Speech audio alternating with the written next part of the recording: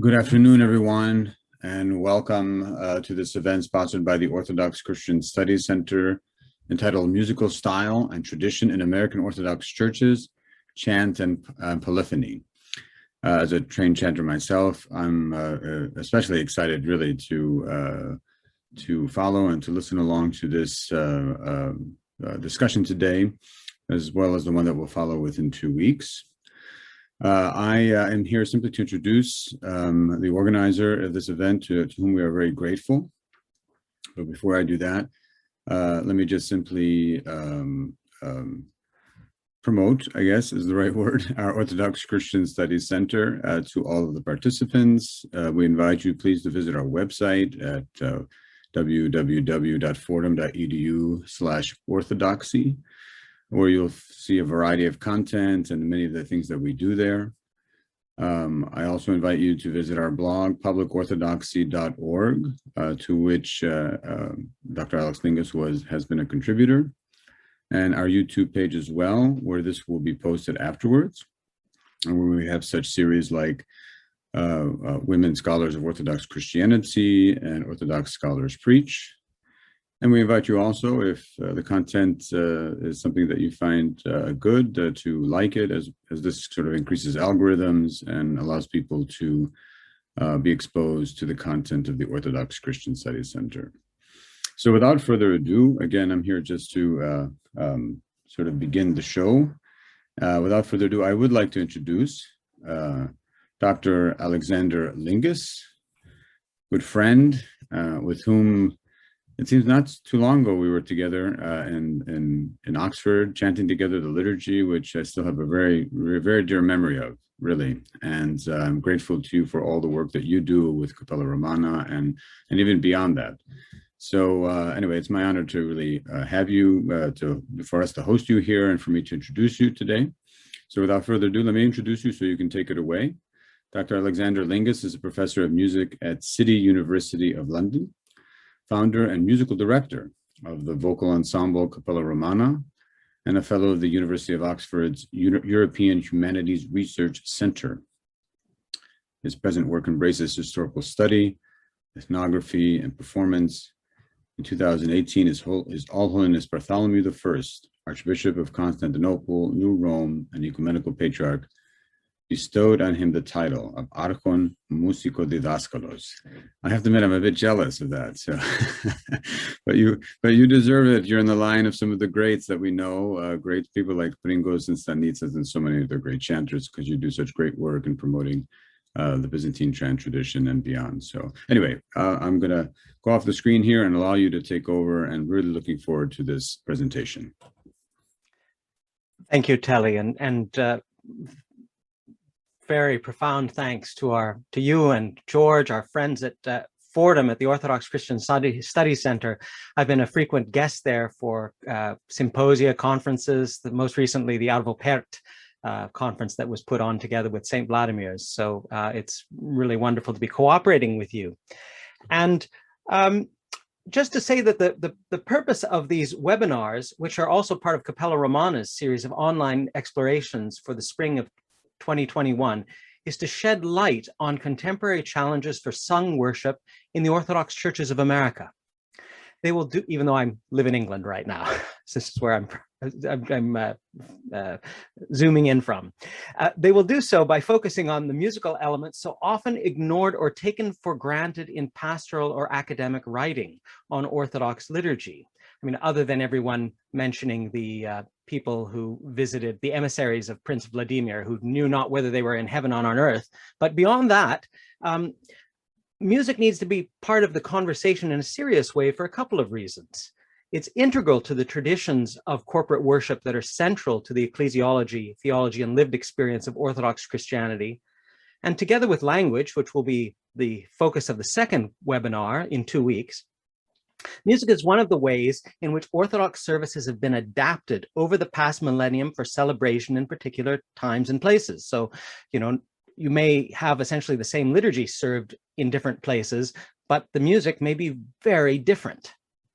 So today's topic is musical style and tradition in American Orthodox churches, particularly as it relates to two basic styles of music, Chant, that means a single melodic line, whether performed by solo cantors or choirs, and polyphony, defined in its Greek sense as music sung in multiple parts, whether they all move together and or do more independent things. At first glance, this may seem like a kind of technical distinction from music theory that is irrelevant to non-specialists. And that's one of the reasons music doesn't get discussed so often in theological circles, because people's eyes glaze over at the technical terminology. Historically, however, musical styles, practices, and repertories have served Orthodox Christians as oral badges of ethnic and confessional identity, as well as markers of piety or the perceived lack thereof. In some cases, Orthodox writers, even in very recent times, have gone so far as to condemn certain kinds of liturgical music as heretical. In modern times, immigration has created an unprecedented situation in the United States and certain other countries. Orthodox musical traditions that developed for centuries in isolation have been brought into close contact, not only with each other, but with a wide range of musics from historically non-Orthodox cultures. Advances in sound technology have since further complicated matters by making the full stylistic range of Orthodox liturgical music accessible to anyone with an internet connection. To help us explore the wider implications of differences in musical style within American Orthodox worship, particularly in the areas of the authority of tradition, the limits of enculturation, and mission, I'm just thrilled to be able to introduce to you now three distinguished panelists. So the first is Dorothy Berry, who is the Digital Collections Program Manager at the Houghton Library, Harvard University's largest repository for rare books and manuscripts. Trained both as an ethnomusicologist and as an archivist, her scholarship focuses on African-American history and culture, particularly the ways performing arts are integrated and interpreted in and outside of the community, which is very much what we're interested in today. As a performer, she studied 20th and 21st century vocal music in the famed experimental music department at Mills College, while singing in Orthodox church choirs in Slavic and Byzantine traditions. Kevin Lawrence is the chair of the string department at the University of North Carolina School of the Arts and artistic director of the Green Mountain Chamber Music Festival in Vermont. Active as a choir director and composer of liturgical music since 1985, his choral settings have been used in Orthodox parishes of several jurisdictions in the US, at regional and national gatherings of the Greek Orthodox Archdiocese, and were sung at the World Council of Churches Assembly in Harare, Zimbabwe. In 2002, the Greek Orthodox Archdiocese honored him with its highest award given to church musicians, the St. Romanus Medallion. Composer and conductor Benedict Sheehan is director of music at St. Tikhon's Monastery and Seminary in Pennsylvania, and artistic director of the St. Tikhon Choir. His work focuses on the evolving tradition of Russian sacred choral music in 21st century America and on crafting a uniquely American sound within the Orthodox musical tradition. His efforts both as a composer and conductor have earned him widespread critical acclaim in recent years, including a 2021 Grammy nomination for Best Choral Performance. So to set the stage, and to give you, our audience, some context for our discussion, I'd like to pause briefly and give you a musical example that illustrates some of the differences between chant and polyphony. And this example, it'll be the same hymn sung three different ways, will also serve to distinguish between musical perform and the style in which it's performed, the vocal style. So just allow me to share my screen here one moment. Let's see. Pushing the right button here.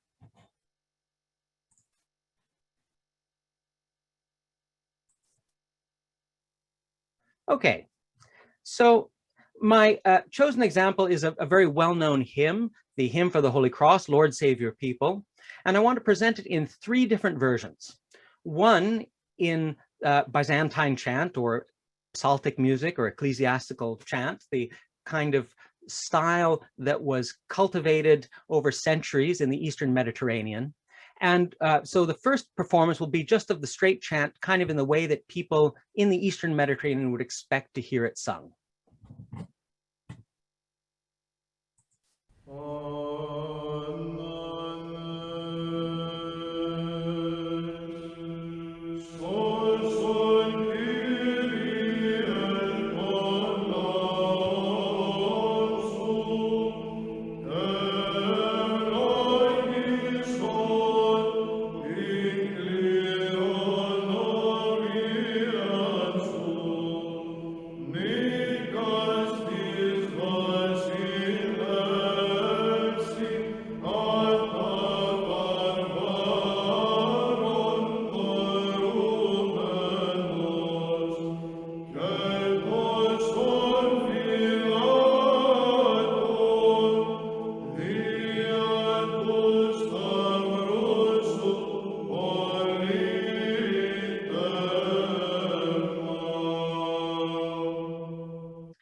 So now the same hymn, still in Greek, still just unison melody with a drone, but now as transcribed into Western staff notation by Frank Desby, Fotios Despotopoulos, who was director of music at St. Sophia Cathedral in Los Angeles for many years in the Greek Archdiocese. And he instructed his choir to sing it in the way that he basically learned what chant sounded like in when he went to university here and to conservatory. So here's the same hymn, still chant, but sung in a different style.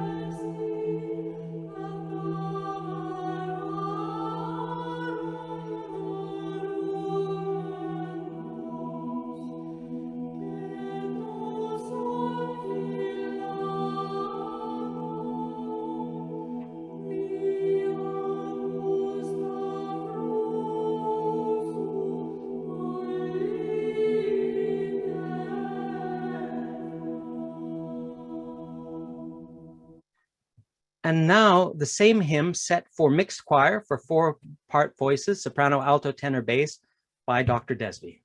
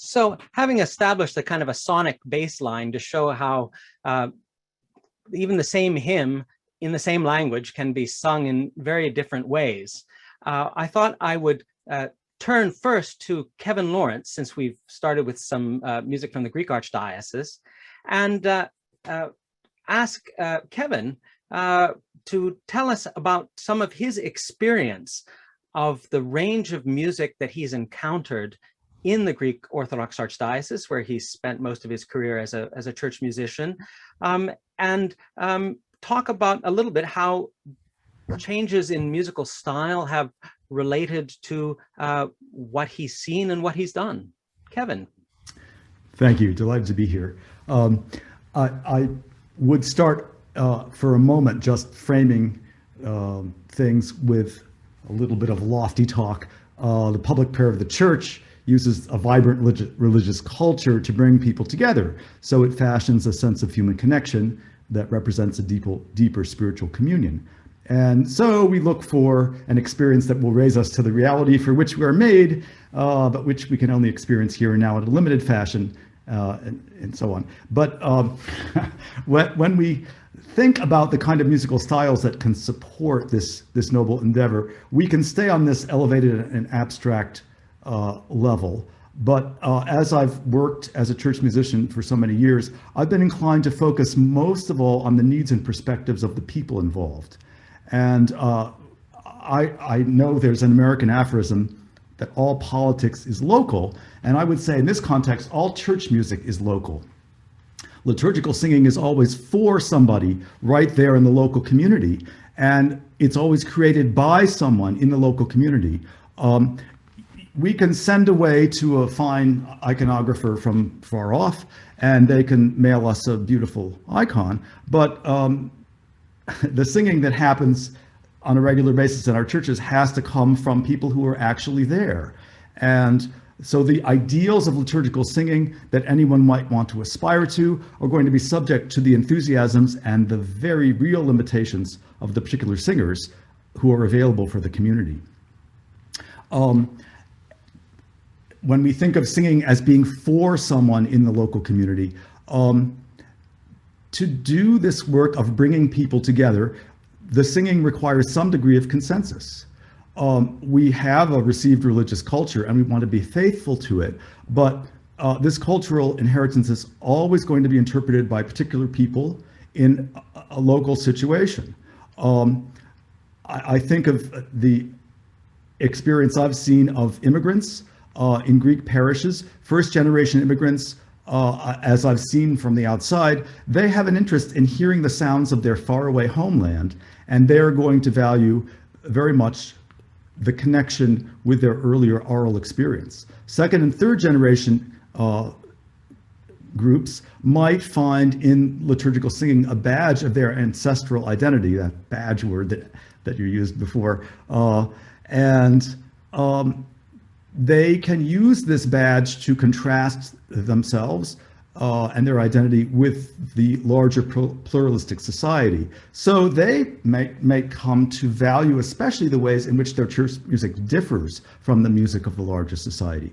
People who come to the Orthodox Church from outside historically Orthodox nations might find in this liturgical singing a richer experience of Christian worship than maybe the somewhat insipid and commercialized religious culture they encountered before. These people obviously won't be interested in an assimilationist approach. So I think of the famous dictum of Alexander Kostalsky calling for liturgical music that can be heard nowhere except in church, as distinct from secular music as church vestments are from the dress of the laity. But how far can we go with the kind of exoticism that this comment might suggest? As a musician, I've seen vividly that there's a practical limit to how different the music sung in church can be from the music that the singers experience in other areas of their life. Now, we're not talking about enjoying music that's produced by somebody else, but again, these are people who are making the music happen. As people sing, they're going to hear and understand the music differently depending on what kind of music they grew up with and what they hear around them. So I think of the Greeks living in Vienna in Schubert's time, who they were immersed in a sonic world very different from the world of the ecumenical patriarchate. They thought it would be a marvelous thing to make harmonizations of the melodies that they heard in church. But this interest was not shared by the leadership of the patriarchate, a group of clergy who we might expect, there was not a single person from the group who had ever heard any Schubert at all. Well, someone can research this. I'm a mere violinist. I don't do this kind of work. So anyway, so we can't know for sure how music is being heard by others, but there are clues.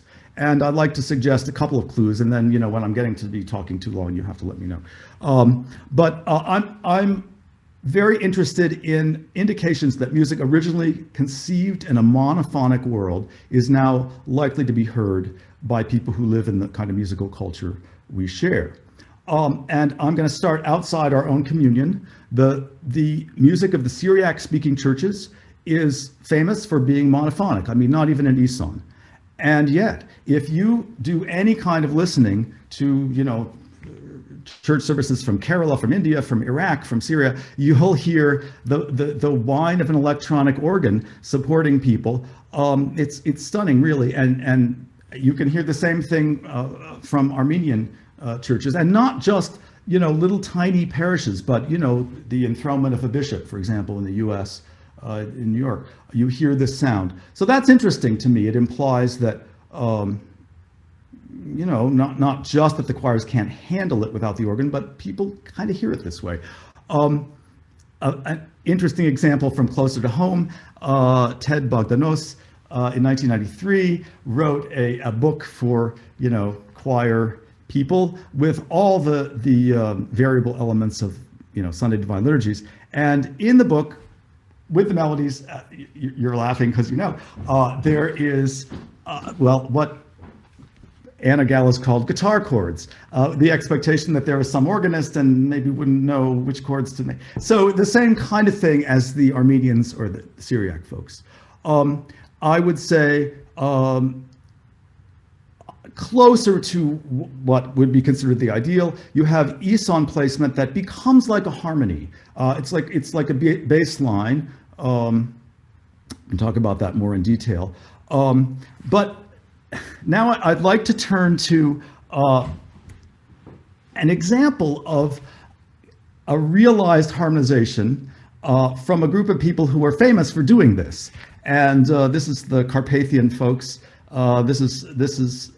There are a couple of really wonderful examples, and I came up with this one for a good reason, which I'll share later. The Carpatho-Russian Archdiocese, this is a big gathering, outdoor, kind of casual recording done outdoors.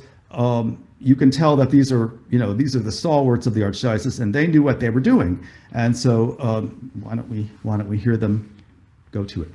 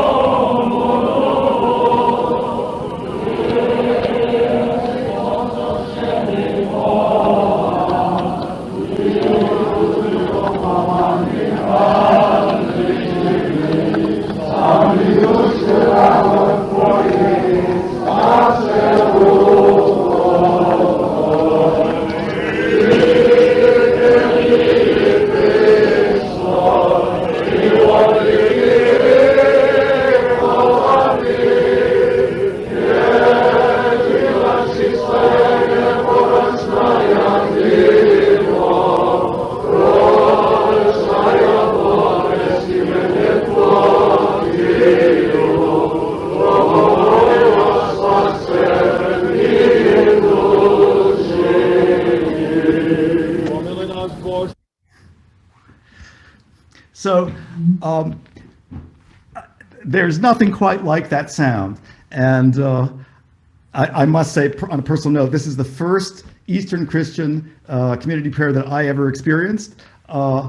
This is the way they sang. And it was kind of amazing. You look, right next to you is some guy who looks like maybe he's a plumber or something. He's making up a bass line, and everybody knows. I mean, they knew the Stichira for Vespers. It's so impressive. Anyway, now the reason I thought this would be a particularly nice excerpt to hear, at the Clergy Laity Congress of the Greek Archdiocese in 1996, I had the honor of going to early morning liturgies that used a set of English melodies that I had done.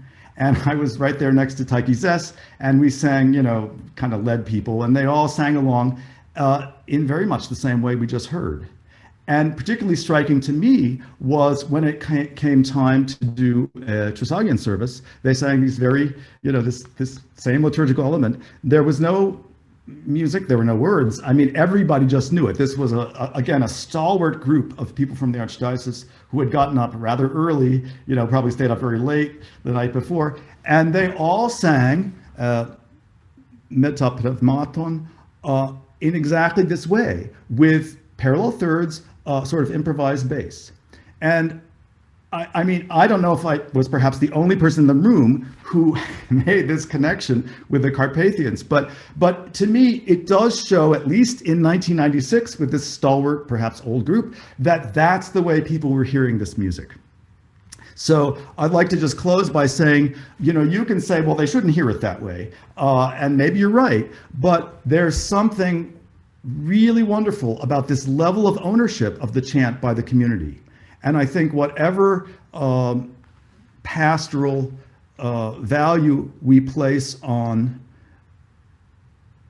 honoring the best of our liturgical heritage, we have to pay some attention to that great value that when people share this music in this way, they are brought together in a community of prayer, which is the most important goal of all. So, thank you. No, that was a fantastic example, Kevin. Actually, since you've got a musicologist as a narrator, I can't help making a couple of comments. One is that, I mean, the late Ottoman world was very cosmopolitan. So you did have Western music that was making its way very much into the main cultural center. So like the earliest publications of secular music in Byzantine notation have sections of things of Western melodies, melos Evropaikon, a section. So, and you even have Bellini and other things being written out in Byzantine neumes. So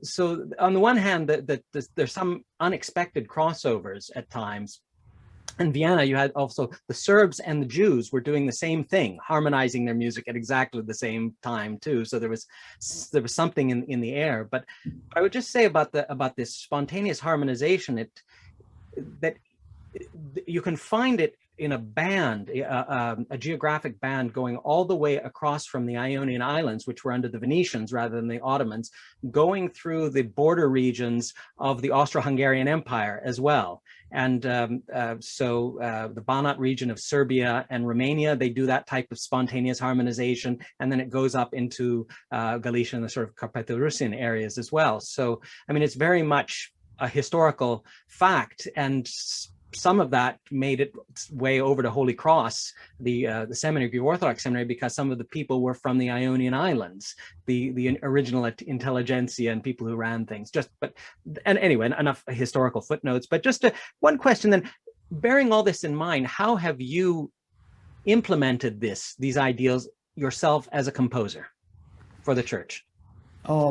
There are a couple of values for me that I've tried to consider. One is simplicity. When I think of the kind of people I've seen, and in parishes, and what kind of singing they could do, I've been really aware that, well, first of all, I mean, I have had the experience of seeing Slavic parishes without organ. I mean, the Greek American experience of using the organ hasn't ever appealed to me. So between the desire to make things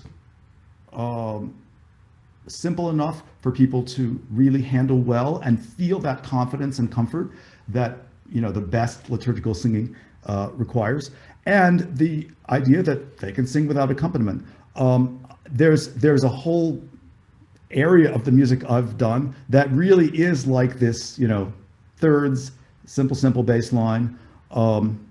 And then there's also, there's been some music that I've written that's a little more interesting, that has, more dissonance and more, it's a little bit more like art music. But I think I've almost always been reluctant to make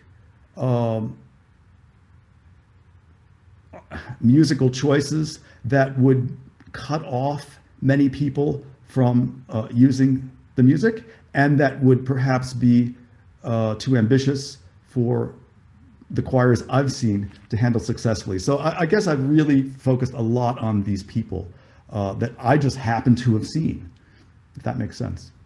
No, very much so. And actually, it's a wonderful segue to our next panelist. I'd like to bring in Benedict Sheehan now, who has worked also extensively as a composer, and I'd like to sort of hear your perspectives on these same issues, sort of the range and relative importance of the musical styles that you encounter in your church life, and then eventually something also about how you yourself have dealt with it as a composer. Yeah, sure, I'd be glad to. It's great to be here. It's nice to be on this, and thank you for doing it. So, and also, I'll explain to our audience, as I do before I start to talk a lot. I do have a stutter when I speak, in particular when I say the word stutter. And I do explain to people that it's purely an affectation in order to get people to pay attention to me. But actually it's not. That's just a joke. So anyway, bear with me. I don't have any control over it. So yeah, I grew up in I grew in parishes of the Orthodox Church in America, of the OCA, which is primarily has music of the Slavic background. I would say a good part of it is or at least depending on what part of the country you're in, a good part of the kind of musical background of parishes of the OCA is of the kind of music that we just heard from that we just heard in the example from Kevin. That is a lot of what the people that started the first parishes of the OCA. That's a lot of the kind of singing that they did, and you can still find many parishes in which that is the norm. I would say over the course of the 20th century, there was an evolution. There perhaps some parishes were eager to sound more like a cathedral in St. Petersburg or Moscow. You had the musical influence of the European emigres, and then some of that as it worked its way out into the church through St. Vladimir's Seminary, and in recent years through the work of the eminent Dave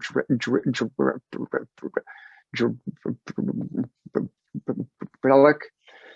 One of the things I've realized as I've been a church musician for, I don't know, for 25 years at this point, is that a great deal depends on what books you've got in church. It's very interesting that a musical tradition can evolve, it can grow, it can change, and then somebody produces an anthology or an influential book, and it kind of codifies it, at least for a period of time, at least for a period of time. So, for instance, a lot of the parishes of the OCA still sing from the Blue Book, as it's called. It's the Divine Liturgy book published by Father Igor Soroka, I think. And it was the first really widespread anthology of church music for the OCA in the English language, and because it was done pretty early and done quite well for its time, it became the norm. And then in the 80s, the Saint Vladimir's Green Book, right? It's all which color you choose. That became the norm, at least in some parishes. I believe that was 1982 or 83. And so I come from a number of parishes. I grew up in New England that sang from the Green Book, or were in a process of a change from the Blue Book to the Green Book, if you know what I mean. So that's what's interesting about these anthologies is they put on the page a thing that is always in a process of evolution. It's always in a process of change. A book gives us the illusion that things have always been that way, and they also give the illusion that somehow these things have the stamp of approval of the church in some very official capacity. I've been in circumstances where I was a choir director in a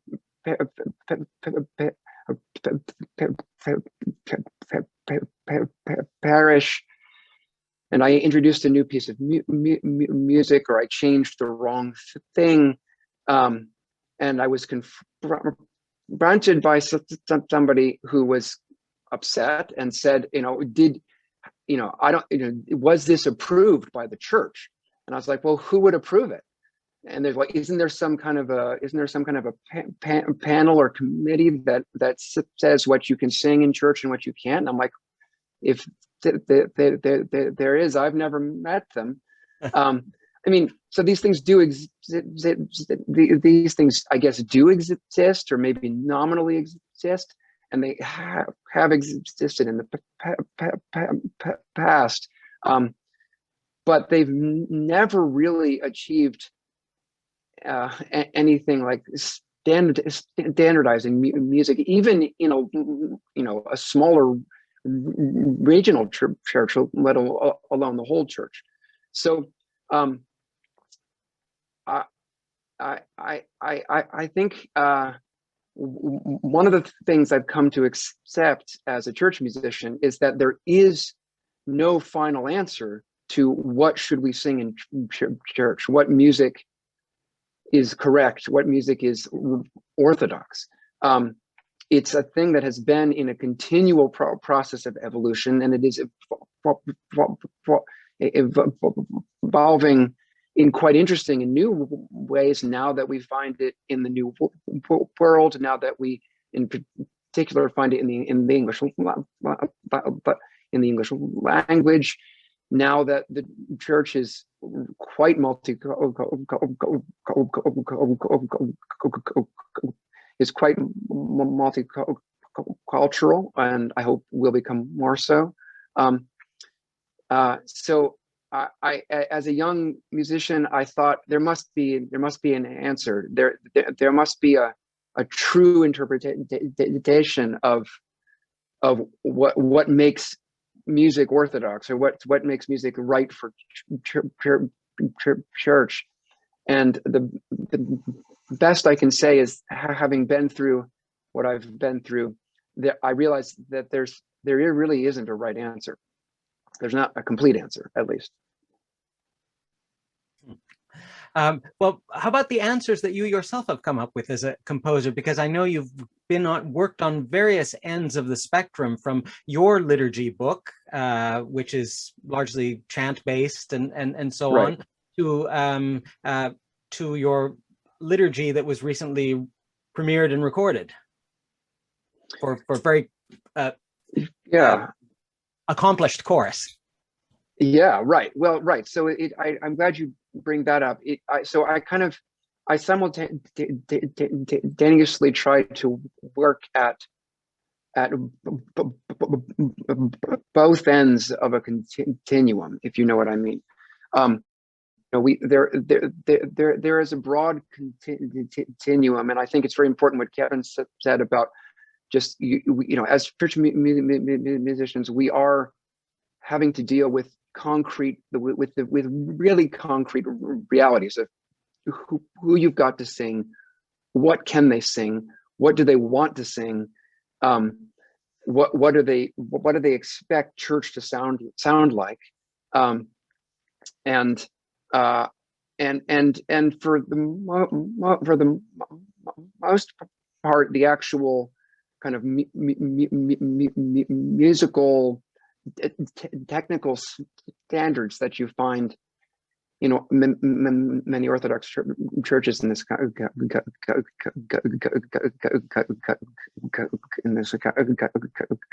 in the country are kind of at the bottom end, in terms of like we don't tend to have highly trained choirs across the board.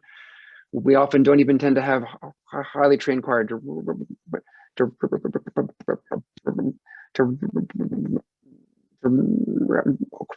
choir conductors. Musicians are, for the most part, not paid to do what they do. So you have to deal with really concrete kind of like, can this even be sung? And so so I've had to confront the issue of, is the music that we've got in our books, is it even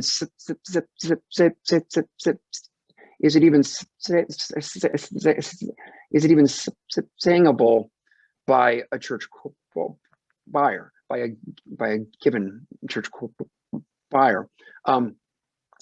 So in order to kind of try to address some of that, in 2016, I worked to put together a book of mainly Slavic chants for the liturgy, all on one staff, all based on quite straightforward chant melodies that were intended to be harmonized. I included a very rudimentary bass part and then implied parallel third, and so that is kind of the everyday thing. And I've heard from a lot of people that it's a very helpful resource.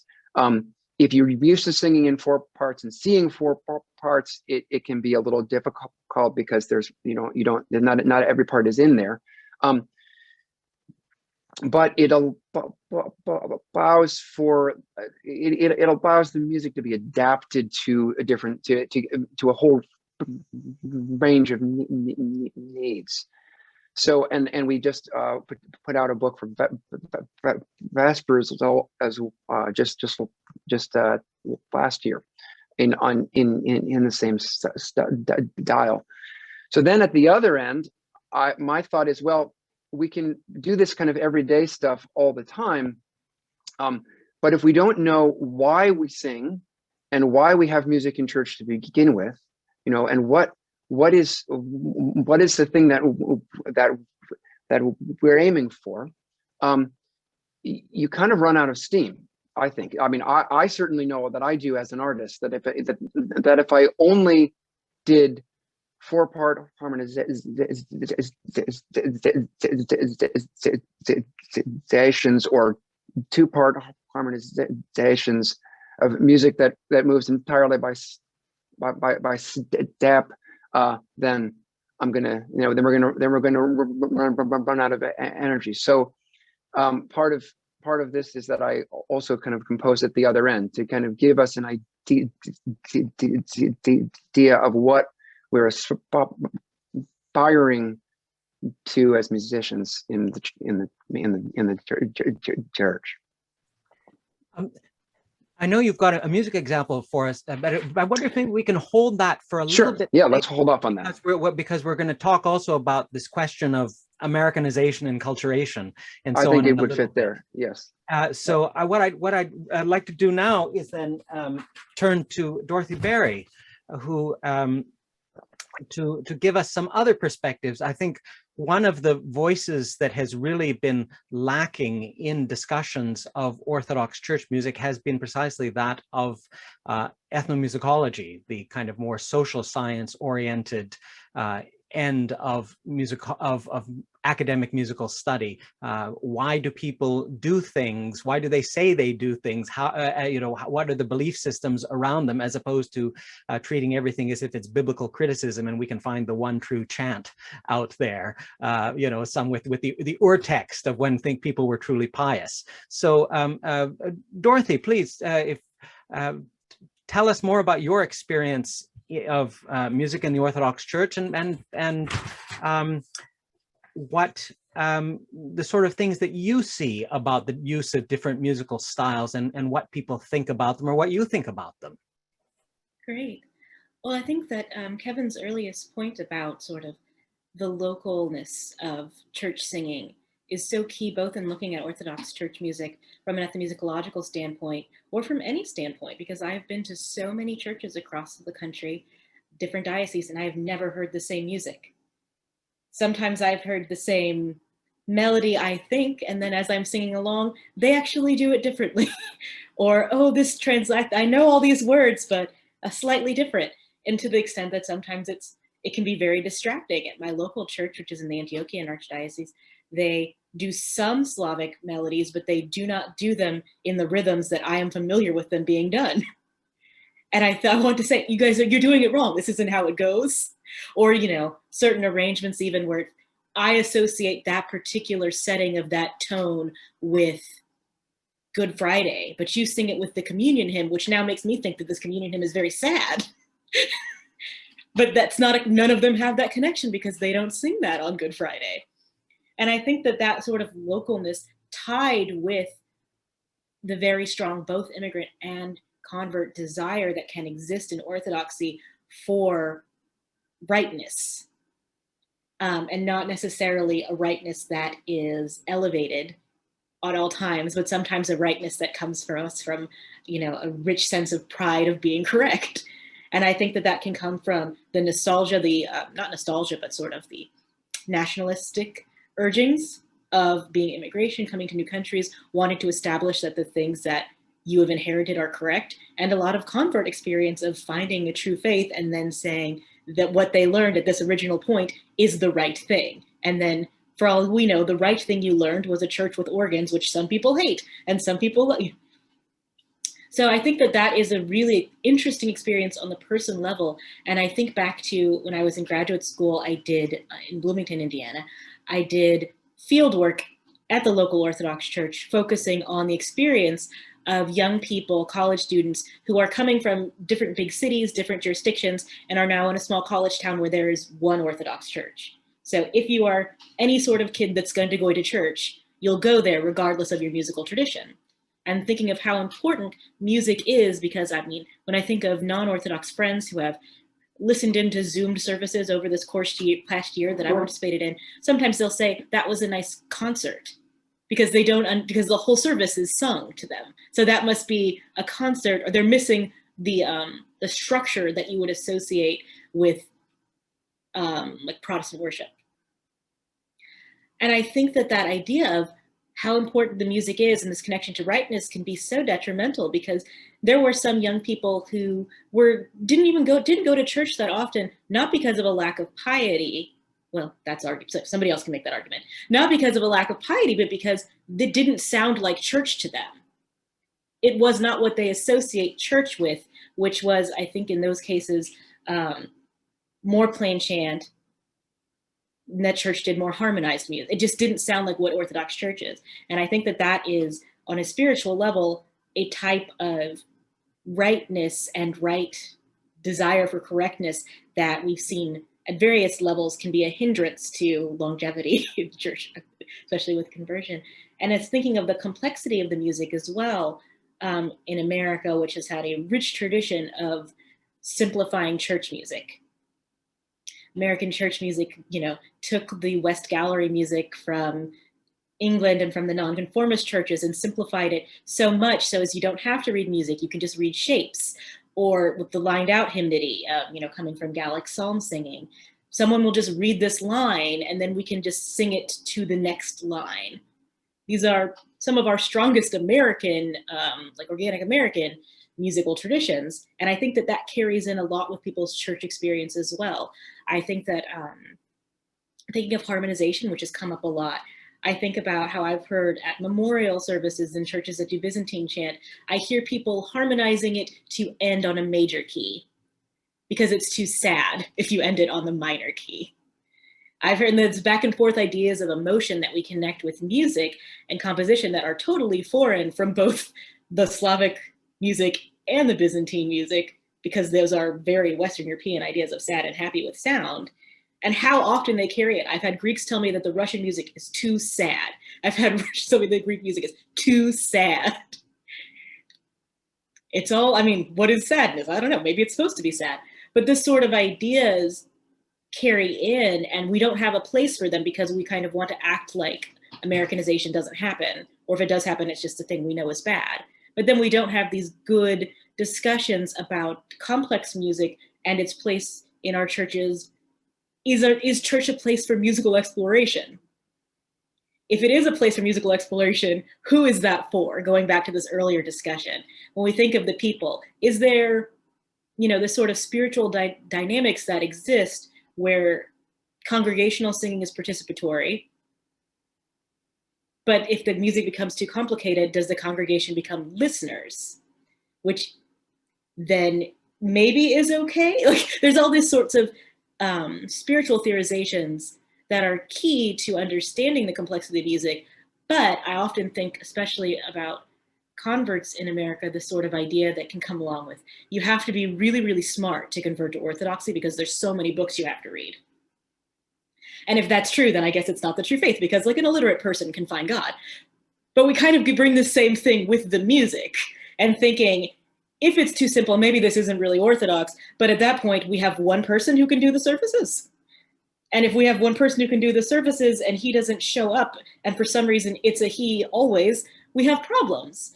And I think that it is an interesting thing to me to see how composers and churches, how composers attempt to and work towards Americanization, and how mission churches, especially that I've over time, create an Americanization based on the organic singing practice. And I think that that sort of organic practice is, I'm sure if someone was doing a truly deep field study across the country, we would discover some very interesting sonic happenings, because so much of American music in particular, and American church music, is local and is cultural to regions. This has come up quite often in my experience, where a common thing I have been asked by Orthodox church musicians and composers is, do I think that if they composed a liturgy setting or a set of tones that sounded like African-American Christian music, that that would welcome Black people into the church? Which is a distinct misunderstanding of African-American musical practice in the church, because I can't write for you to feel free with a rhythm. And I can't, the closest thing would almost be if I was giving you Byzantine notation and telling you to feel this out. And that was one of my mom's favorite stories to embarrass me as a child. Well, as a priest child, you can always embarrass your children, it's your right. Was that we used to listen to lots of gospel music and gospel quartet music in the car and stuff like that. And I would, when I was very little, would get in trouble at church with my mom because I would be singing, what would that be? Like the first antiphon in the Kievian tone, but with like a swing. I would just sing it with a melody that I thought was how you would sing if you were feeling church music. And she said, that's not, it doesn't go, bless the Lord, oh my soul, blessed art thou. That's not how it goes. But I feel that was written down and it was given to the people, then it becomes equally as arbitrary, right? And I think that that's, again, these great points that Benedict and Kevin brought up. writing it down makes it a solid thing, which is so different than what you hear. And even with things that are, thinking of American music styles that are famous for their rigidity in terms of vernacular church music, shape note music is famous for its rigidity in the sense of not wanting, it is sort of against practice to do improvisatory work, is a thing that we say now when we look at those books. But if you listen to, from the 1950s, perhaps like a Old Primitive Baptist Convention recordings, they are not keeping to the books. And even to escalate on that, there's also a rich African-American shape note tradition from the deeper South, on which, again, we are keeping to these melodies, and yet, and that's always that sort of thing that is an interesting, it's always interesting to see the ways that we both try to fit Orthodox church music into Americanization, and for that matter, try to fit our Byzantine music in. I think anyone who's saying Byzantine music in a church that's not in Byzantine notation has seen the wackiest incidentals and key signatures in the world, because we can't just say, it's actually not a B sharp, it's like in between. And as someone, okay, I can close with that from my experience, as someone who comes from the new music world and is very comfortable with being told, just having like a squiggly line, meaning about that note, or being told, having some strange, Milton Babbitt's having a great time writing all these notes for you. I get that, but the world of confusion is so deep with all these incidentals and making it seem harder than if we were to really want to go pull back away from this professionalism and say, how do you learn this music? We need to sing it together and you need to listen to me. You maybe don't learn it from looking at something that now looks like only, a virtuoso can learn to do it. You bring up so many issues. I just sort of think of one European Research Council grant after another for initiatives to study these things, or NEH grants on your side of the Atlantic. Yeah, you bring up so many. I mean, precisely the issue what you were saying about you were singing the first antiphon, though. I mean, a version of that is kind of what happened with that Tropine of the Cross in Los Angeles, that the original way that it would be sung in the Middle East became socially unacceptable, or it wasn't what chant was conceived of in those circumstances, and then also try to get a group of Anglicans to try to do a Russian style of recitation as well, of choral recitation. It's as Benedict, we're all nodding our heads. It's like pulling teeth. So the importance of community standards, oral traditions. What I'd like, because we've opened up so many issues that could again each be the subject of their own panel. I just want to go, maybe if we can go for about another 15 minutes of talking among ourselves before we open it up for some questions. And Dorothy, one of the things that you brought up though, and it's come up off and on before though, was about the right way. I mean, there is this strong alliance between orthodoxy and orthopraxy of various sorts. And one of the real questions is, to what extent is music included in that rubric of orthopraxy, and how specific do you get? So if everyone could maybe offer some of their perspectives on, in your experience, are there some styles that in your experience have been seen as emblems of orthopraxy than others? Yeah, I mean, I'll start with that if it's okay. I mean, there are certainly streams of music in the church that have become dominant. I think it's not accidental that these are also streams that have dominated the sphere of politics in the past. We speak about Byzantine music and Russian music, and outside of Orthodoxy, we speak of Anglican church music or Gregorian chant. These are the practices of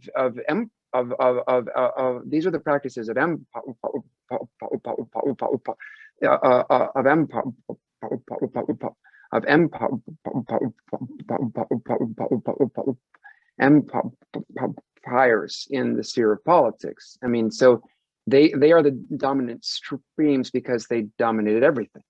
I mean, that's not all there is to this story, but I think it's an important part of this story. So now in America, we don't have any empire. We don't have any empire, at least not one that dominates the church or the sphere of the church. So it's no accident, therefore, that we're asking, like, which one do we do? What's the right thing? Because we don't have it being told us. Yeah. I'd love to chime in with a thought that I've had for a good while now. And Benedict, this might be something you have thought about a lot. The Carpathian Prostopinia, when the Byzantine Catholics entered the Russian jurisdiction, their homegrown kind of down-home chant was basically suppressed. And they looked, well, you can say it's the empire, but this is more like what Dorothy's saying. This was better. You know, the Obiquoit is better. And so they lost something.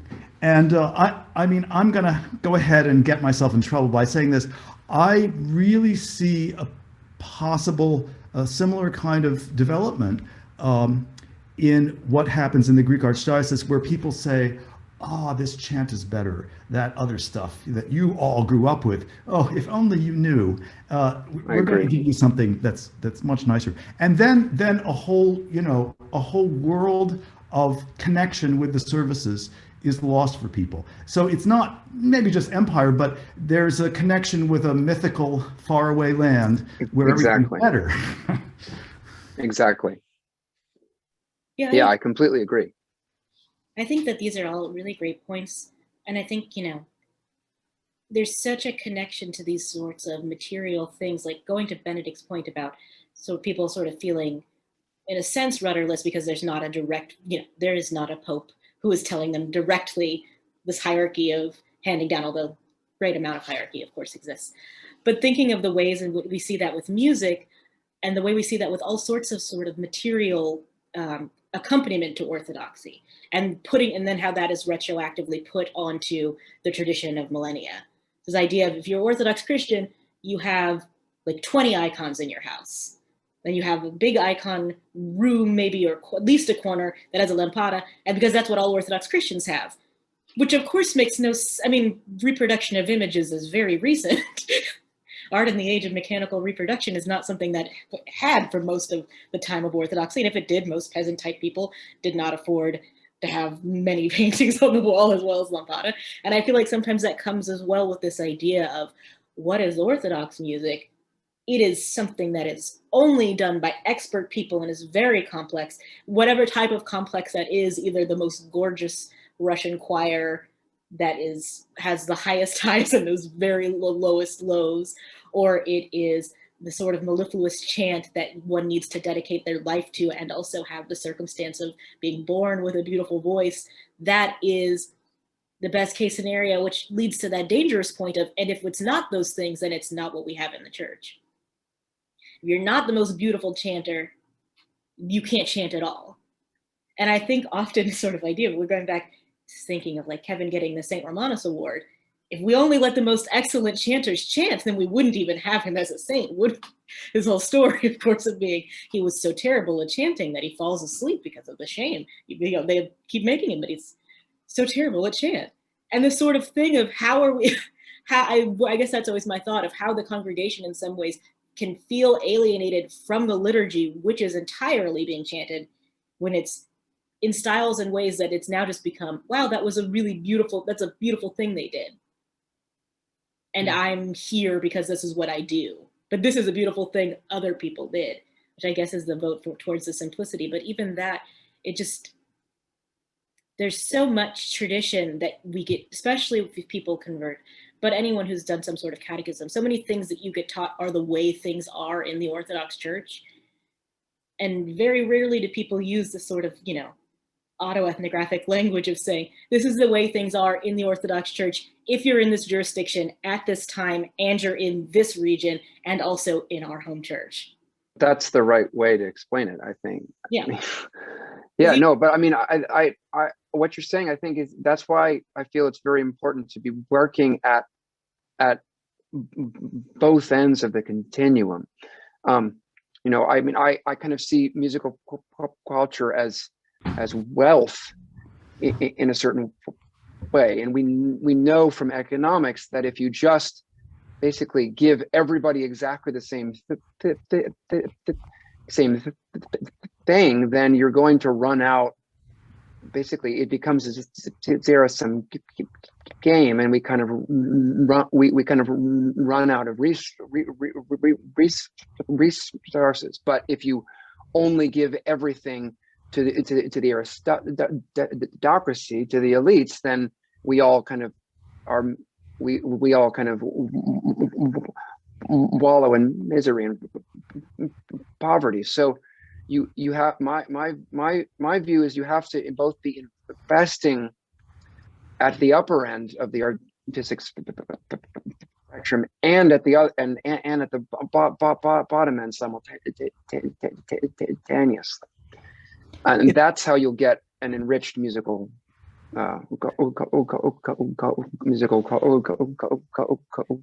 culture. I think in the Greek Archdiocese, there's been something along this line that people have worked toward with the choir conference idea.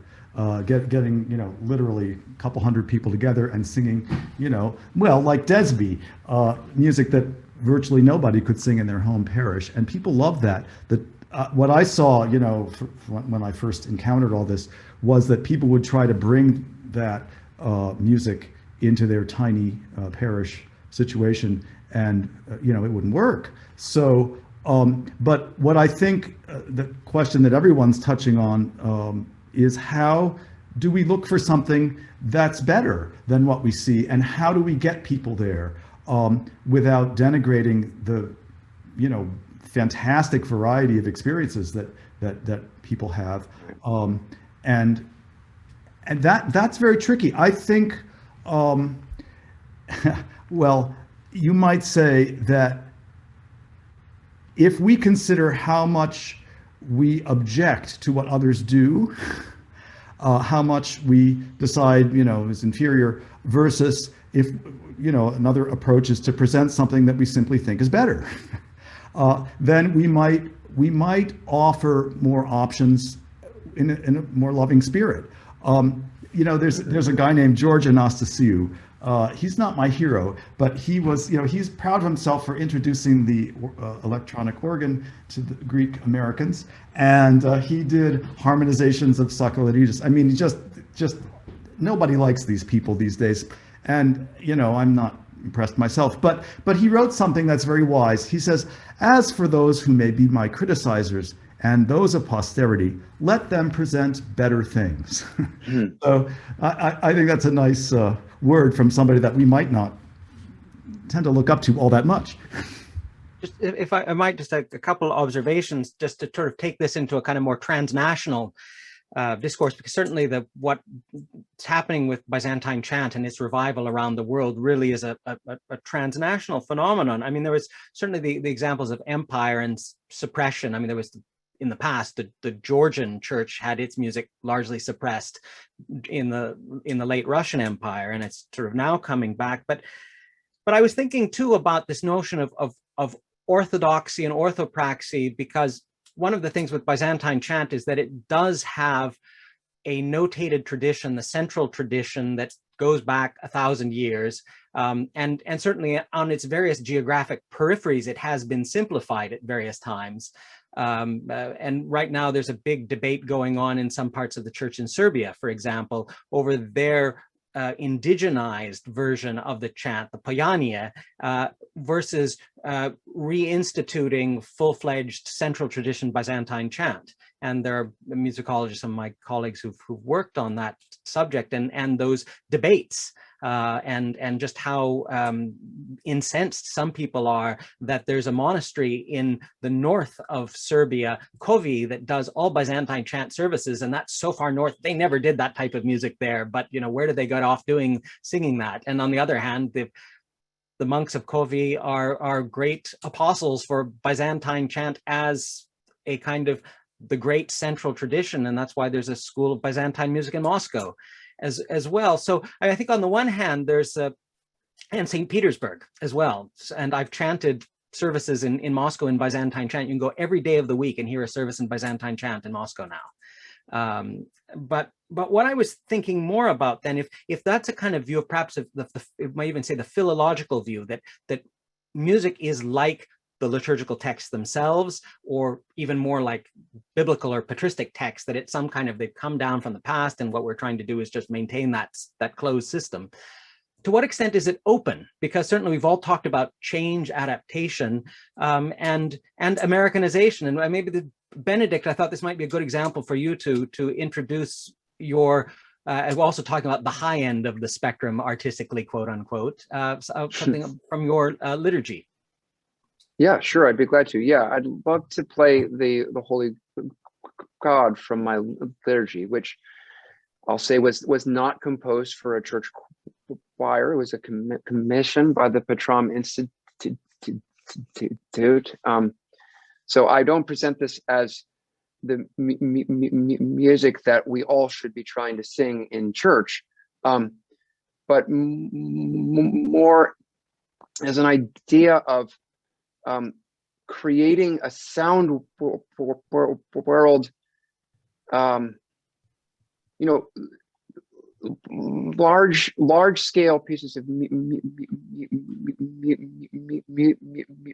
music, and by extension large works of any kind, are important in that they have the capacity to influence other work. And I believe it's Jordan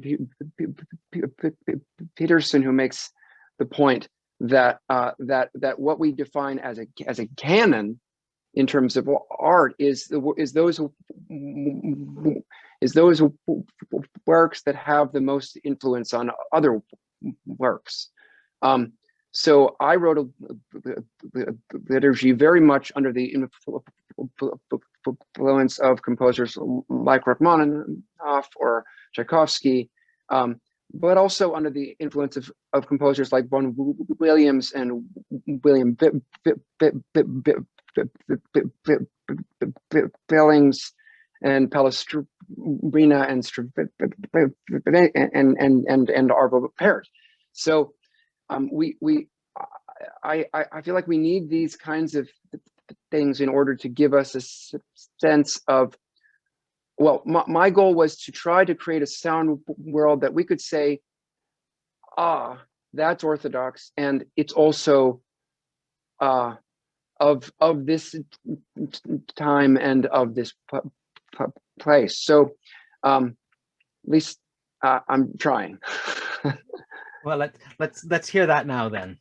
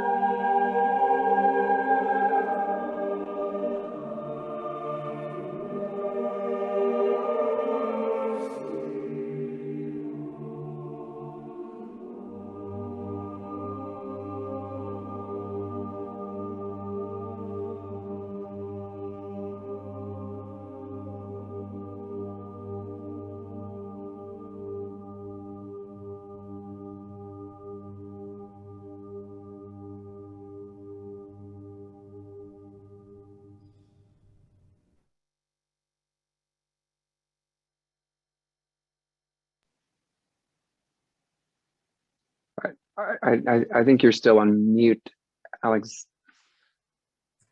See, you've left me speechless. Yeah, no, so very beautiful.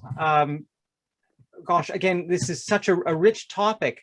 I'm just wondering if are there any sort of quick closing thoughts anyone has before we open it up for there are a couple of questions that have come in, and we don't want to, I think we do want to finish pretty much at the half-hour point here. So any other sort of thoughts? Or I just had a quick example that came to mind thinking of Benedict's last beautiful composition, but also the last points, that sort of has for me was a striking example of completely modern art setting that I would not want to attempt to do in church, but that clearly pulls from the tradition. And that's the Maximilian Steinberg Passion Week Noble Joseph setting, which is, I mean, that is the melody that you sing in church.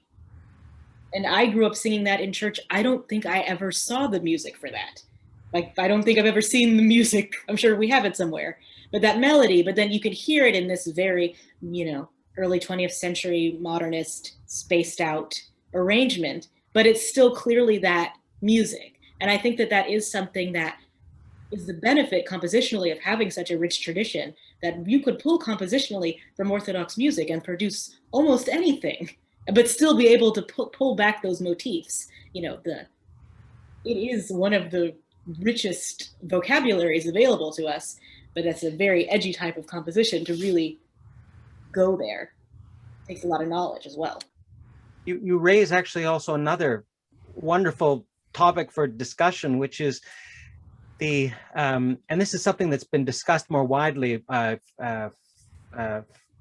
Friend and colleague here, Jonathan Arnold, and who's an Anglican priest, used to sing with the 16, wrote a book on this, on the use of sacred music, liturgical music, that now has sort of come out into the concert halls and other life. And that's something that's very much part of the modern Orthodox witness to the world, especially the music of somebody like Arvo Pärt, who never actually sets things for Orthodox liturgical purposes. If he sets Orthodox texts, they're always the things that are from the private prayer rules, but they're meant to be done for in massive concert settings sometimes. So yeah, there's this wider issue of connecting with the wider culture and the spectrum, not only within the church of from the simple to the elaborate, but also then how one witnesses more widely to the world. Kevin, did you have something? Yeah, if I could jump in to say, Benedict, that's just so beautiful, and I really appreciate, in a way, the simplicity of this. This is not, for the little parish choir, but I can imagine many parish choirs that could do well with it, and maybe because of the organic quality of, using that motive, in different, eighth notes, quarter notes. There's a sense of wholeness that we get that I think that's a very important technique that a composer can use. With a new motive, it doesn't matter. It still has an ageless quality to it. So anyway, I'm sort of rambling, but I did want to thank you for this. Let's go now to some of the questions. We've got one question here. Can you recommend strategies to help the community feel like it's okay to engage with the musical tradition and own it? For instance, that it's okay to sing in the congregation, in our case it is, or to feel confident enough to stand with the choir. So how to promote that sense of community cohesiveness, if I'm understanding the question. I think I can address that as one of the only ones who's never been a professional church musician on this call, but has always ended up doing some types of singing. And I think a lot of it is, one of the big ones, I think, for getting congregations comfortable is doing the same music. Yes. A lot of if you're going to change up the music, if you're doing a different cherubic hymn, beautiful though they may be, if you've got 10 different ones that you do, and some of them are very, very complicated, people won't do them. And I know that some composers think of that and sort of are setting those simple settings with the goal that we'll be able to sing along. But I think that that is a big component of people being able to sing along is to make the music sing-alongable. That is, they have heard it before and they can do it. At least for certain portions of the liturgy, things that are clearly popular, like responses, Lord have mercy, maybe Cherubic hymn, that belongs to the specialists, but yeah, oh, as you know, some of you in this panel know my historical work on the Rite of Hagia Sophia and the old urban liturgy of late antiquity is very much, there was this kind of division of labor. But I also am reminded that Father Bob Taft used to say about you know, that the complexity, you know, complexity in liturgy oftentimes is a sign of monastic liturgy, and certain, because you've got specialists who are there and they want variety, and it's true in some sort of, in the Orthodox. That's true. No, I sing and conduct and work at a monastery where there's church 2 times a day, every single day for the last 120 years, and so if you do the same thing all the time, they're just going to go insane, and so you have to change it. So yeah, but what I would say to add to that is that I think something really important is to give people contexts in which they can sing together outside of church also. If the only time you ever sing with other people is in church, you're not going to grow that much. And there will be, it's kind of a one-sided approach to music, because we tend to think of these great congregational singing traditions, and they are a wonderful thing, but almost all of those people would have sung in other places too. They would sing at home, they would sing as they worked, they would sing at the pub, you know. I mean, so if we only ever sing in church, we're just not going to sing that much. And I think that's a big part of what we're seeing now. I mean, I see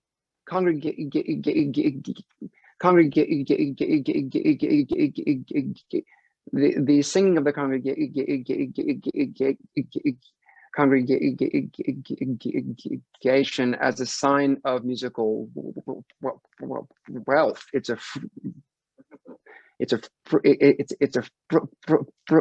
fruit.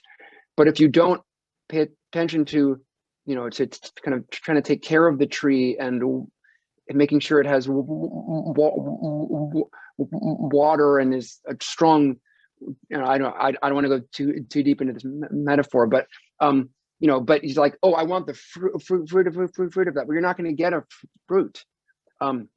So that's what I would say, is that if you really want people to sing in church, have them sing outside of church too, and then they'll just want to sing. So I've got one question here. I think it's probably our last question. So do you feel, and I think you probably wouldn't mind my saying who it is, it's our friend and eminent colleague, Dr. Vladimir Morazan. Do you feel that there is any merit in attempting to deliberately integrate or blend the various national traditions in America as a type of model that could be adopted or emulated by parishes throughout the English-speaking Orthodox world? I hope so. And I think that at least in American churches that I've been to, people might not identify that as an active practice that they're doing, but that type of syncretization that happens because of the mixture of people is that is already what's happening on the ground. And I think, you know, we just had Pascha. Yes. And if any American church I've ever been to, we're doing like 8 different settings of the Paschal Troparion, just in case someone from Moldova is here. 100%. Yeah. You've never met them, but if they come, we want them to know. Sometimes the Greek church I went to, we did a Romanian setting of the Paschal Troparion, and there was a Romanian family, and everyone was like, "Aren't you excited to hear this?" And they said, "We've never heard this before in our lives." Because there's so many regions of Romania with different chant traditions. But that's, you know, doing that sort of Slavic setting of the antiphons we're doing, but now we're doing the, you know, the movable hymns are Byzantine chant we're doing, but then Cherubic hymn we want to do Slavic and big with 4-part. I think that is what happens. I think Yes.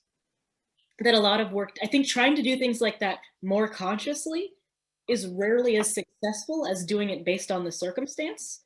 Thinking of, there's been in America always, not always, but a long time since Dvorak at least, this idea that we can compose a new music that has all of the people in it because that is what America is.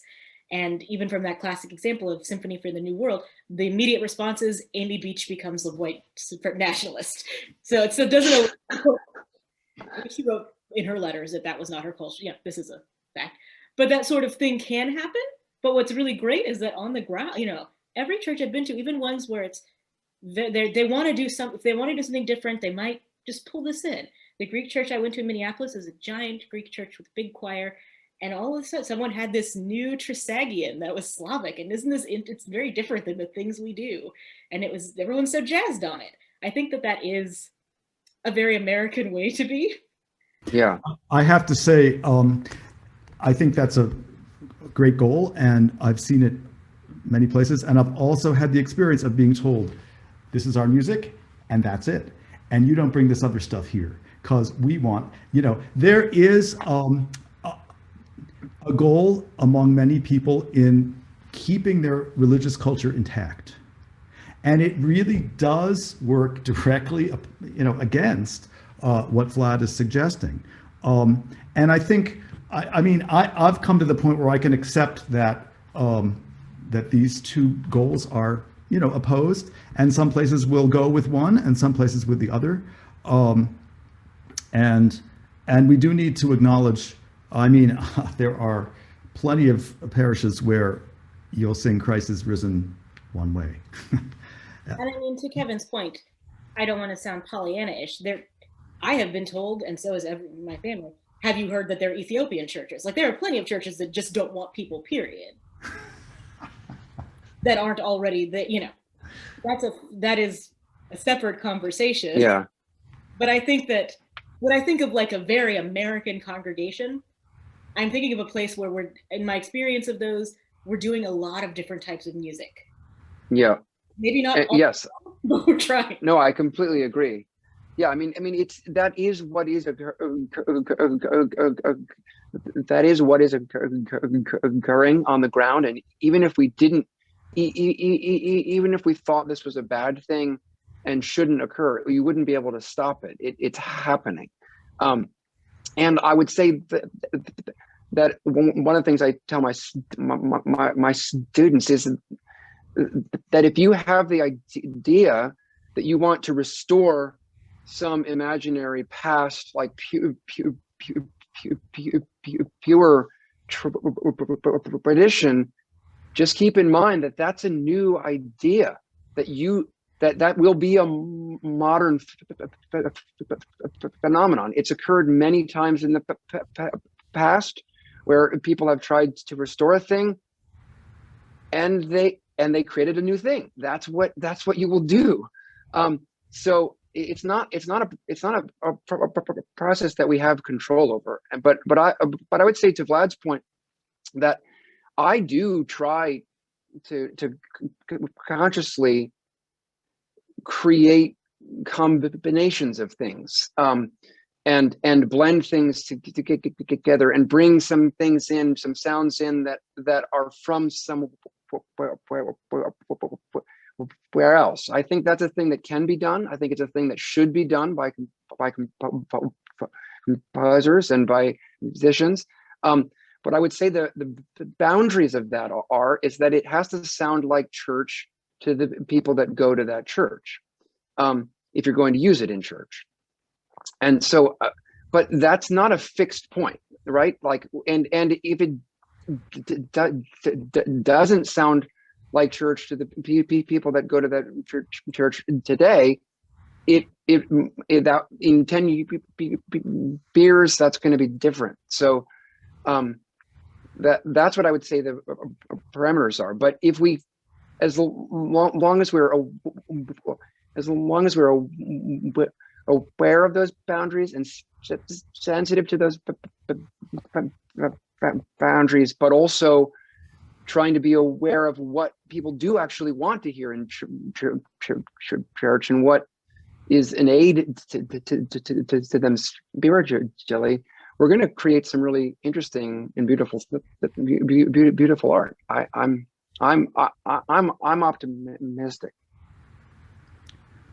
Well, it's good to end on an optimistic point. And actually, one thing just to note too, this line of questioning reminds me that one composer who tried to do it all by himself for about a decade was John Tavener. His works for the actual Orthodox worship, and there are only 3 of them, but he did try to create such a synthesis, and then he found that the Greeks weren't interested in it. They were the only, and neither were the Russians.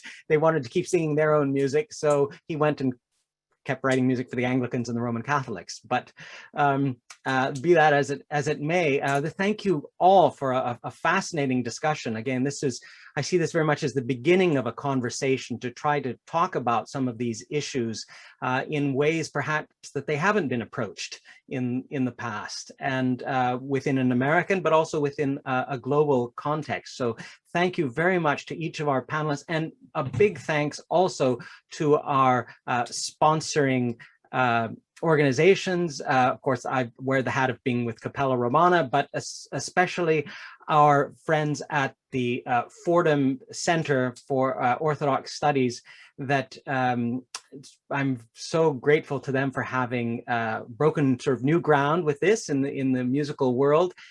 Just to note and invite everyone, as it was put in the chat, please visit their website for all sorts of other things that they put up there, www.fordham.edu/orthodoxy.